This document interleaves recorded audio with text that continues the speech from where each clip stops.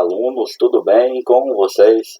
Hoje nós vamos iniciar aí o conteúdo sobre a China no século XXI. A China tem aí mais de 5.000 anos de história e um dos povos mais antigos da humanidade. Ela passou aí do artesanato e da agricultura rudimentar, ou seja, aí do capitalismo primitivo, para projetos aeroespaciais aí no século XXI, projetos de alta tecnologia.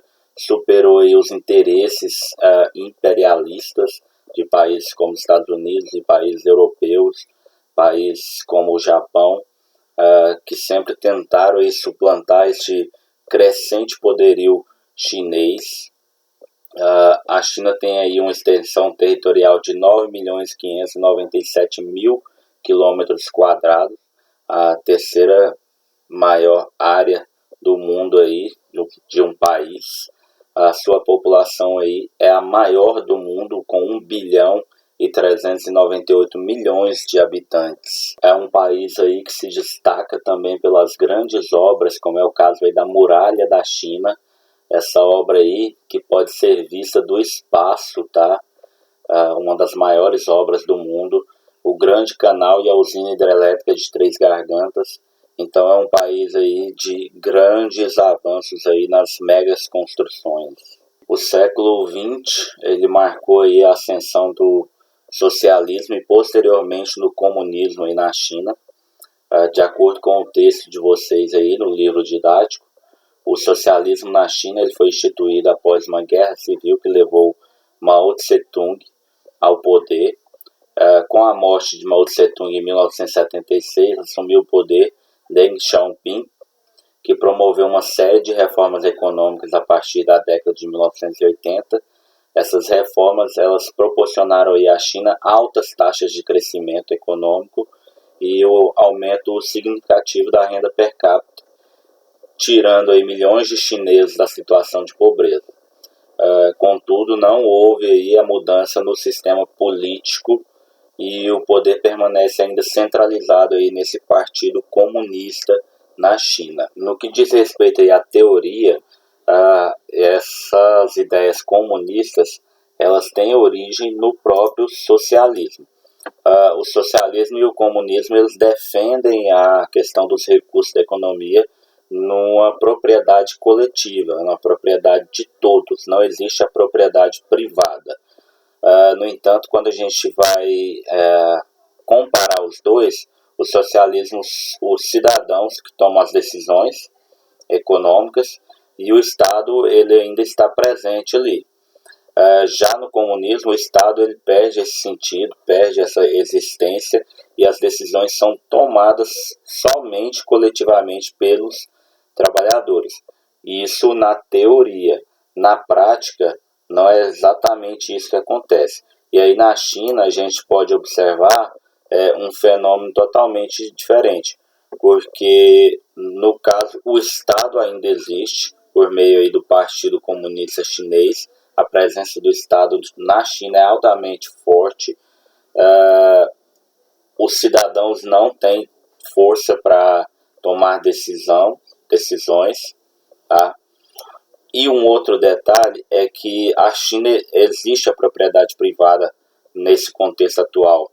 A China ela criou aí uma espécie aí de comunismo de mercado, na medida em que abriu seus mercados, abriu aí sua economia para receber empresas vinculadas, por exemplo, à Bolsa de Valores, receber empresas que trouxeram tecnologias, que importaram mercadorias e que produzem e exportam mercadorias para o mundo inteiro, tá? A China ela era isolada aí do Ocidente, né?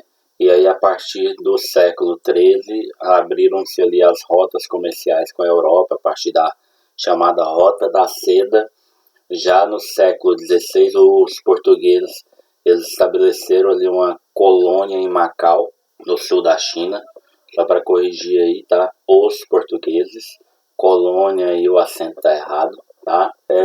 Já no século XIX, os britânicos venceram as guerras do ópio e ali entre os séculos 17 e 18 aconteceu aí o chamado grande desenvolvimento cultural na China. E aí, após esse grande desenvolvimento cultural chinês, houveram aí grandes problemas na segunda metade do século XIX, com o crescimento desordenado populacional, né, altas taxas de crescimento, problemas na corrupção nos governos, impostos pesados para a população, a fragmentação do território, incentivada aí pelos europeus, né?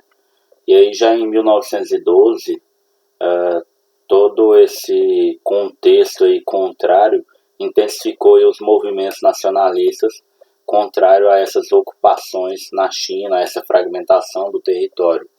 E aí ocorreu a Guerra Civil, que opôs aí os nacionalistas, liderados por Chiang Kai-shek, contra os comunistas, liderados por Mao Tse-tung. Essa Guerra Civil ela foi chegar ao fim em 1949. E aí acabou que os comunistas implantaram a República Popular da China, que é a China que a gente conhece hoje, né, aquele território na parte continental ali do continente asiático, né?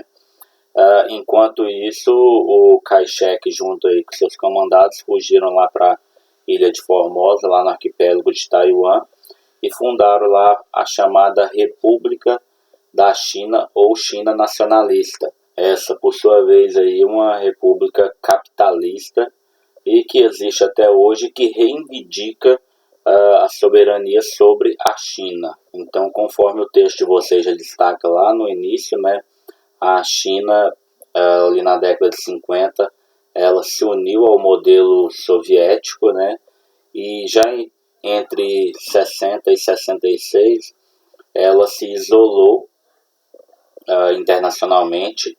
Houve aí a chamada Revolução Cultural, incentivada por Mao Tse-tung, que promovia ali a perseguição aos opositores dentro do Partido Comunista.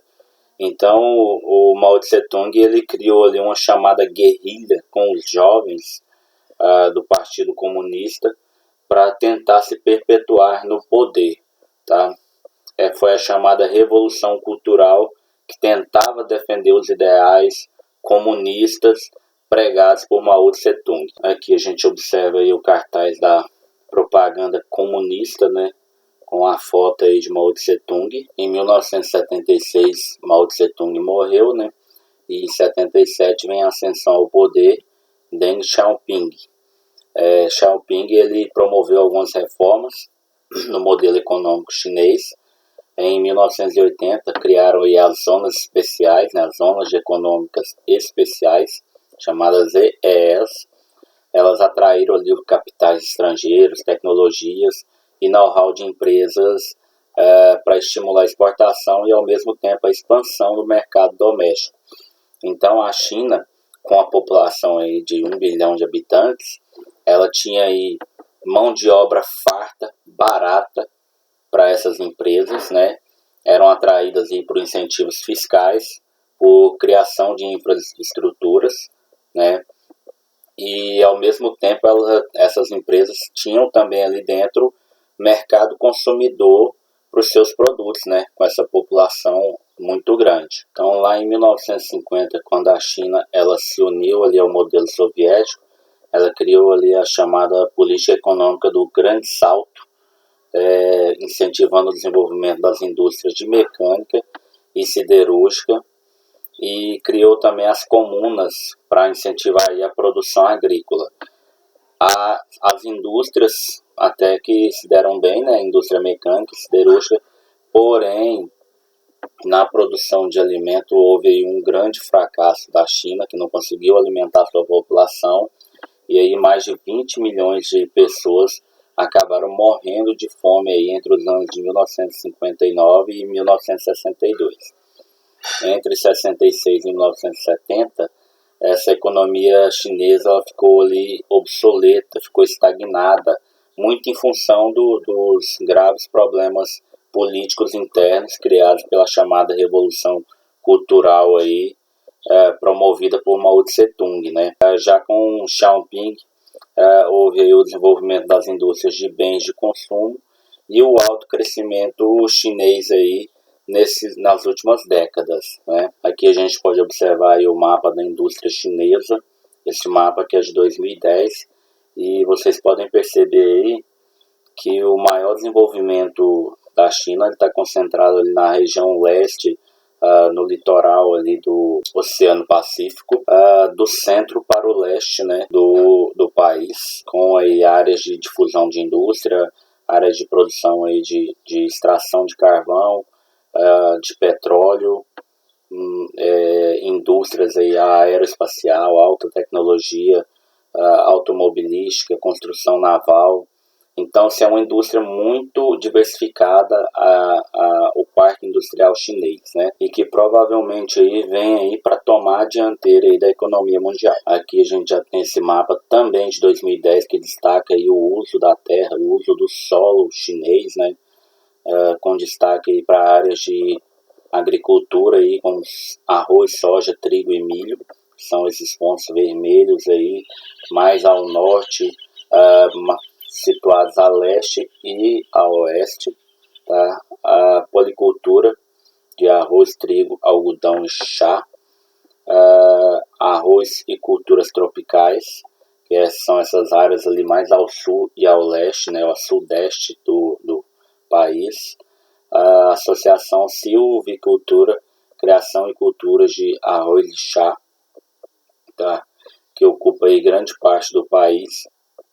Criação extensiva de ovinos,